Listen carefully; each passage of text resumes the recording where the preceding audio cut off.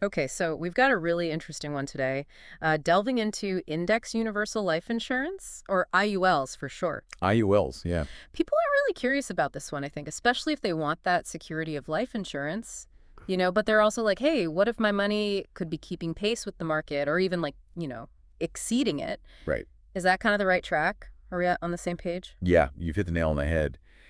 It's really appealing because it merges that safety net of a death benefit with the potential for growth that's linked to how certain market indices perform. Yeah. And like you mentioned earlier, the S&P 500 is a popular choice. Yeah, that's what really jumped out at me in the stuff you sent over. But I have to admit, I'm a little fuzzy on the how here. Sure. So my money isn't directly going into the stock market with this, right? You got it. With IUL, a portion of your premium is connected to the performance of an index you choose. But here's the thing. There's a cap on gains and also a floor to cushion against huge losses. So you're not directly in the market, but its movements do impact your cash value growth just within certain safe boundaries. So it's like riding the wave, but with a life vest on. Exactly. I like it. But then what about the growth within the policy itself? I mean, is that taxed like regular income? That's where the whole tax-deferred thing comes into play. It's not like those regular investment accounts where you're getting taxed on any gains every single year. Hmm. With IUL, you don't pay taxes on the growth until you actually take the money out. And that could be, many years down the line. Let me see if I'm following this. So basically, you could be looking at some serious tax advantages long term, especially if your money's growing tax-free for years and years. Precisely. That's the beauty of it. Okay, that makes sense. And there's something else you mentioned about IUL's flexibility, right? Because traditional life insurance often means those fixed premiums. But with IUL, you've got options. You're absolutely right. Unlike those rigid traditional plans, IULs often give you the reins to adjust your premiums if your financial picture changes down the road. Wow, hold on. That's a game changer. Because let's face it, life throws curveballs. So knowing you have the flexibility to adjust if things get tight or you suddenly come into some extra money, that's huge. Are there any catches with that flexibility, though? Well, you can't just completely stop paying premiums, Oh, yeah, of but course. having that ability to adjust them, it gives you a level of control you don't usually find in traditional life insurance. Right.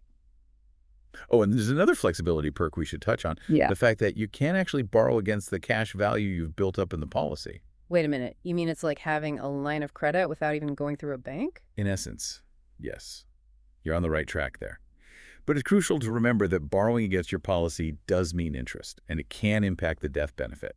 Still, though, that access to funds could be a real lifesaver in a pinch. So we've talked about how you can adjust those premiums and even borrow against the cash value. It's almost like having all this potential just sitting there, though, right? What are some of the ways people actually use IOLs out there in the real world? Like, how do they make these policies work for them to reach their financial goals? You're hitting on a key point here. It's not just about the what of IUL, it's about the how you put it to work. Hmm. One common use we see is people supplementing their retirement income. Think of it like an extra safety net on top of that 401k or IRA. You could potentially be looking at tax-free withdrawals down the road. Okay, that's smart, especially for folks who like to stay in the driver's seat with their money. Having that diversified approach is huge. But what about leaving a legacy? Can IULs play a role in estate planning? Absolutely. And it's a big draw for many. You can actually set up your policy so it not only takes care of your loved ones if something happens to you, but it also leaves a significant death benefit that's tax-free, which means you can potentially lessen the impact of those estate taxes. So you've got that peace of mind of life insurance, but also a way to pass on wealth strategically. I like it. Are there any other ways people use these that might surprise our listeners? They love hearing about those unique approaches. You're right, they do. This one might raise some eyebrows. Using IULs for education expenses, it's like an alternative to a 529 plan. It gives you a way to potentially pay for those education costs using those tax-deferred dollars. And get this, using the cash value that way doesn't usually affect financial aid eligibility. Pretty neat, huh? Wow, I bet that is news to a lot of people. Earlier you mentioned business owners. Where do IULs fit into the picture for someone running their own company? Picture this.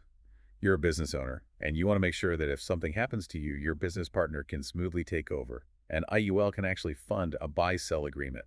That way, you're guaranteeing a seamless transition without a huge financial burden. It's like built-in business continuity. I love it. It seems like all that flexibility we were talking about earlier really comes into play with these real-world examples. Exactly. And don't forget about that access to cash value. For a business owner especially, that can be a real game changer during a downturn. Yeah. It lets them tap into those funds for operational expenses and potentially avoid those high-interest loans that can really hurt. This is all incredibly helpful, but I gotta be honest, it does seem like a lot to get your head around. Makes you realize how important it is to have an expert in your corner when you're making these kinds of financial decisions. I couldn't agree more. IULs aren't one size fits all, and having a qualified financial advisor on your team is essential. It's like some people just dive headfirst into these financial products without really understanding, what they're for or even how they work. They hear a buzzword and they're off to the races. It's true. So it's really reassuring to know that with something like this, having an expert to help you figure out if it's even the right move for you is so important. I'm right there with you. It's like trying to bake a cake with no recipe. You might end up with something you can eat, but it's not going to be pretty.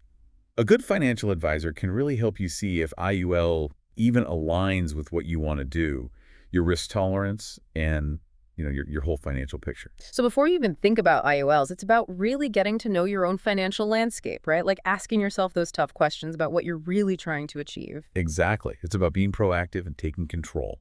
What are your long-term goals? Are you trying to protect your family? Maybe supplement that retirement income? Leave a legacy? Or is it all of the above? And once you have those answers, then you can start to look at the different options out there, like maybe IULs, and see if they actually fit into your situation. It's like putting a puzzle together, right? Each piece has its place. I love that analogy. And sometimes you figure out, hey, that piece doesn't actually belong in my puzzle. Right. And that's okay. Exactly. The important thing is to keep learning, keep asking questions, and, make those decisions from a place of knowledge. Well said. And speaking of learning for our listeners who want to explore further, we've included Helen Howe's contact info in the show notes. She's a fantastic resource if you're looking for personalized advice and want to really dig into those unique possibilities we've been talking about. Definitely. Don't hesitate to reach out and ask those questions. Yeah. Knowledge is power, as they say, especially with your money. So true.